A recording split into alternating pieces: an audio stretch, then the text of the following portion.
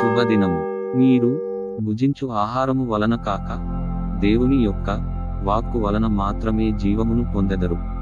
పితా, పుత్ర, పవిత్రాత్మ నామములో మీకు శుభములు కలుగునుగాక. ఫిబ్రవరి 10వ తేదీ 2024 సంవత్సరం 5వ సామాన్య శనివారము.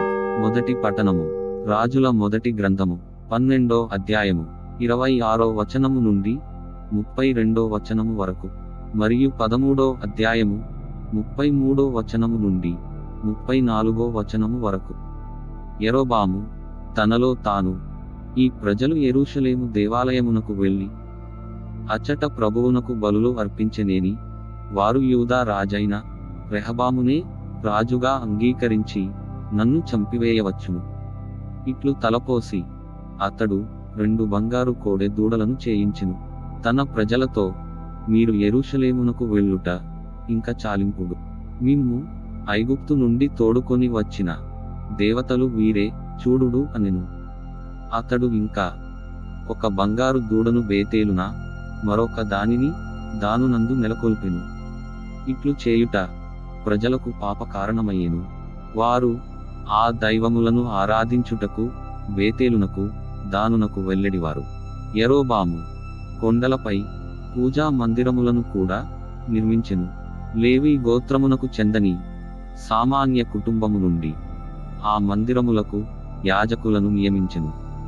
యెరోబాము యూదా మండలమున వలె ఇశ్రాయేలు సీమలో కూడా 8వ నెల 15వ దినమున ఒక పండుగను నెలకొల్పెను. అతడు బేతేలున తాను నెలకొల్పిన బంగారు దూడలకు బలులు అర్పించెను.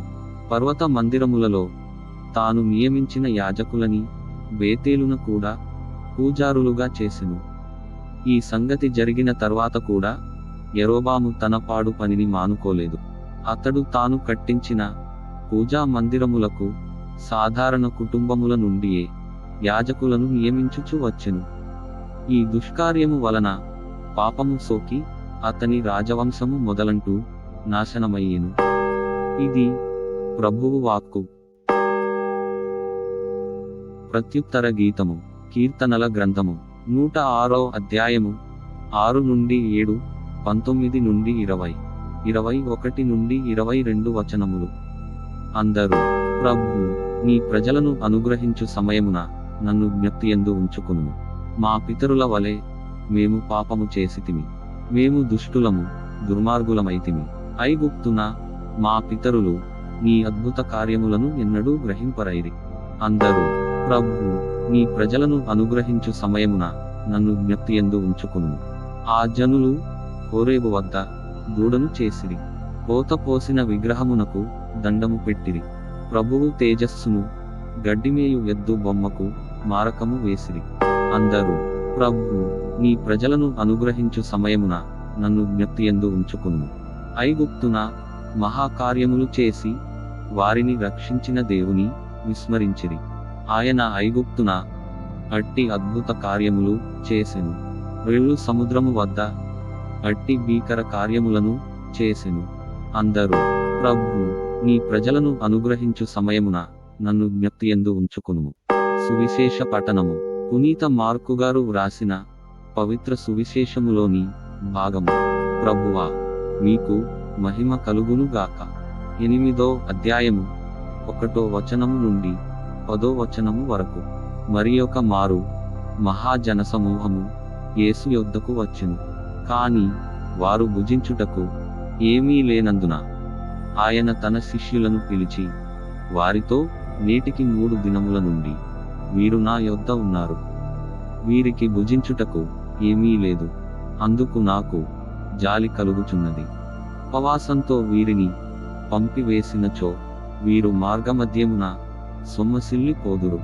ఏలయన వీరిలో కొందరు చాలా దూరం నుండి వచ్చిరి అని పలికెను. అందుకు ఆయన శిష్యులు, ఈ ఎడారిలో మనము ఎక్కడ నుండి కావలసిన రొట్టెలను తెచ్చి వీరిని సంతృప్తి పరచగలము అని ప్రత్యుత్తరం ఇచ్చిరి. మీ వద్ద ఎన్ని రొట్టెలు ఉన్నవి అని ఆయన ప్రశ్నింపగా, 7 రొట్టెలున్నవి అని వారు చెప్పిరి. అంతటా యేసు ఆ జనసమూహమును అచ్చట కూర్చుండ ఆజ్ఞాపించి ఆ 7 రొట్టెలు అందుకుని దేవునికి కృతజ్ఞతా స్తోత్రములు చెల్లించి వడ్డించుటకై తన శిష్యులకు ఇచ్చెను. వారు అట్లే వడ్డించిరి.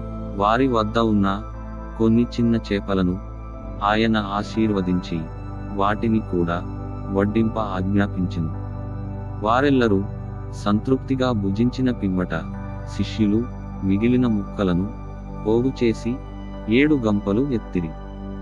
ఆ భుజించిన వారు ప్రమారమి 4,000 మంది. పిమ్మట ఆయన వారిని పంపివేసి వెంటనే ఒక పడవని ఎక్కి శిష్యులతో దల్మనూత ప్రాంతమునకు వెళ్ళెను. ఇది క్రీస్తు సువిశేషము. క్రీస్తువా, మీకు స్తుతి కలుగునుగాక. సువిశేష పఠనము ద్వారా మన పాపములు క్షమింపబడునుగాక. ఆమేన్. ప్రార్థించుదము. అడగండి మీకు వసగబడును, వెదకండి మీకు లభించును, తట్టండి మీకు తెరువబడును అని మందలించితిరి కదా. ఇదిగో ప్రభు, మా పూర్ణ హృదయంతోనూ నిండు మనస్సుతోనూ మిమ్ము ప్రేమించుటకును మహిమ పరచుటకును ఎప్పుడూ మిమ్ము మరువకుండుటకును అవసరమైన భక్తిని శక్తిని మాకు దయచేయుము ప్రభు. మీ దివ్యనామము ఎడల ఎల్లప్పుడూ భయభక్తులు కలిగి జీవించునట్లు ప్రసాదించుము. ఓ ప్రభువా, మా తప్పిదములను మన్నించి మీ నిబంధనయందు జీవించు భాగ్యమును దయచేయుము. సదాకాలము జీవించుచు పరిపాలించెడు వారా. ఆమేన్. ప్రియ సహోదరి సహోదరులారా, ఈ అనుదిన దైవ వాక్కు ద్వారా అభిషేకించబడి మననాథుడైన క్రీస్తులో జీవించు యోగ్యతను పునరుద్ధరించుకొనుము. విని లైక్ చేసినందుకు ధన్యవాదములు. వీడియో క్రింద సబ్స్క్రైబ్ బటన్ ఉంటుంది, నొక్కి సబ్స్క్రైబ్ చేయండి. కుదిరితే మీ ప్రియ మిత్రులకు షేర్ చేయండి. ప్రభువైన క్రీస్తుని ప్రేమ మీకు మీ బిడ్డలకు తోడై ఉండునుగాక. పితా, పుత్ర, పవిత్రాత్మ నామమున. ఆమేన్.